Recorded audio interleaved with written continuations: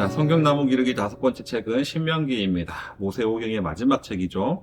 이스라엘이 광야의 40년간의 세월이 다 끝나고 이제 가나안 땅으로 건너기 바로 직전 모압 평지에 있는데요. 이때 가나안 땅에 들어가지 못하는 모세가 앞으로 그 땅에 들어가서 살아야 할 출애굽 2세대들을 향해서 했던 일종의 고별 설교가 바로 신명기라고 할 수 있겠습니다. 신명기의 주제는 율법은 시대에 따라서 재해석되어야 한다라는 겁니다. 율법은 시대에 따라서 재해석되어야 한다. 신명기의 주제 구절은 4장 1, 2절입니다. 이스라엘아, 이제 내가 너희에게 가르치는 규례와 법도를 듣고 준행하라. 그리하면 너희가 살 것이요 너희 조상의 하나님 여호와께서 너희에게 주시는 땅에 들어가서 그것을 얻게 되리라. 내가 너희에게 명령하는 말을 너희는 가감하지 말고 내가 너희에게 내리는 너희 하나님 여호와의 명령을 지키라. 신명기에서 모세는 출애굽 1세대들에게 가르쳤던 그 율법을 다시 출애굽 2세대들에게 가르치는데요. 그러나 과거 광야 시대의 율법을 그대로 가르치는 것이 아니라 새로운 시대, 가나안 시대에 맞춰서 재해석해서 가르칩니다. 신명기의 구조는 넷으로 구분할 수 있습니다. 1장 1절부터 4장 43절은 모세의 1차 설교로 지난 광야의 역사들을 되새기는 내용입니다. 4장 44절부터 26장까지는 모세의 2차 설교인데요. 여기서 모세는 이스라엘이 받은 율법을 가나안 시대에 맞춰 재해석한 일종의 신명기 법전을 이야기합니다. 27장부터 30장은 모세의 3차 설교입니다. 하나님과 가나안 시대의 언약갱신을 주된 내용으로 하고 있고요. 마지막 31장부터 34장은 모세 오경 전체의 결말이라고 할 수 있습니다. 모세의 유언과 죽음, 여호수아로서의 승계가 기록되어 있는 거죠.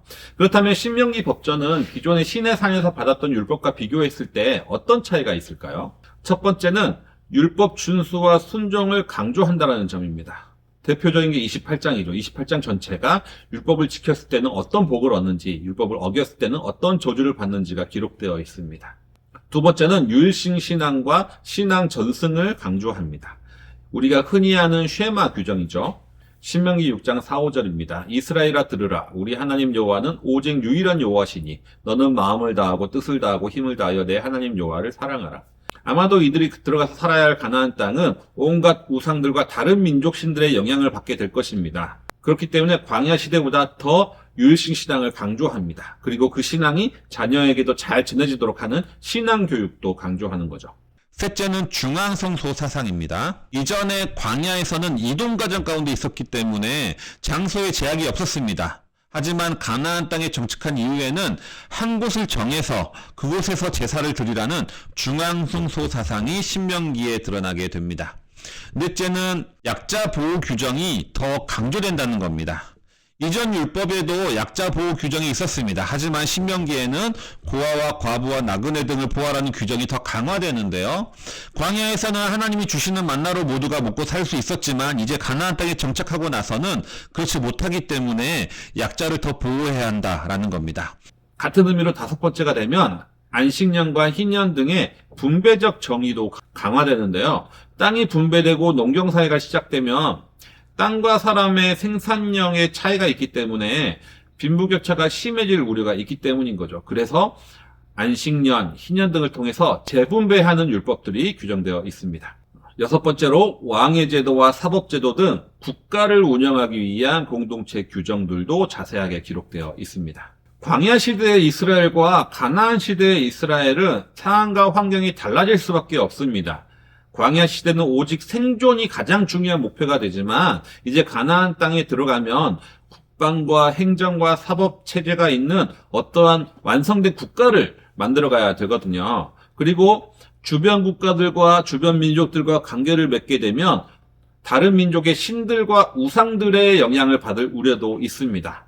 이곳에 정착하고 이제 농경 생활을 시작하게 되면 빈부격차가 시작이 되고요. 그 밖에 다른 사회적 문제들도 많이 생겨나게 되는 거죠. 신명기는 이러한 시대적 요구에 따라서 이러한 변화에 따라서 과거의 율법을 그대로 가르치는 것이 아니라 가나안 땅에 들어갈 출애굽 2세대들에게 재해석해서 가르치는 모세의 설교가 바로 신명기라고 할 수 있겠습니다. 그러나 그렇다고 해서 율법의 기본적인 원칙, 하나님을 사랑하고 이웃을 사랑한다는 가장 기본적인 원칙은 바뀌는 것이 아닙니다. 율법은 재해석되지만 그 원래의 목적과 취지가 더 강조되는 방식으로 재해석한다라는 것이죠. 우리가 다니는 교회만 하더라도 교회법이라는 이름으로 또는 전통이라는 이름으로 과거부터 이렇게 해왔다라는 이름으로 이 시대적 상황을 전혀 담지 못하는 많은 규정과 제약들이 있는 것을 우리는 알게 됩니다.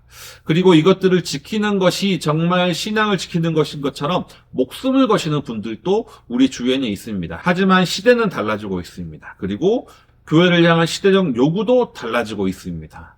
이러한 상황에서 우리가 다시 재해석해야 될 것은 무엇인지, 그리고 우리가 끝까지 지켜야 될 본질은 무엇인지를 잘 구분하는 것이 매우 중요하다라고 생각이 되는데요. 신명기를 통해서 우리는 이러한 점을 배울 수 있게 됩니다.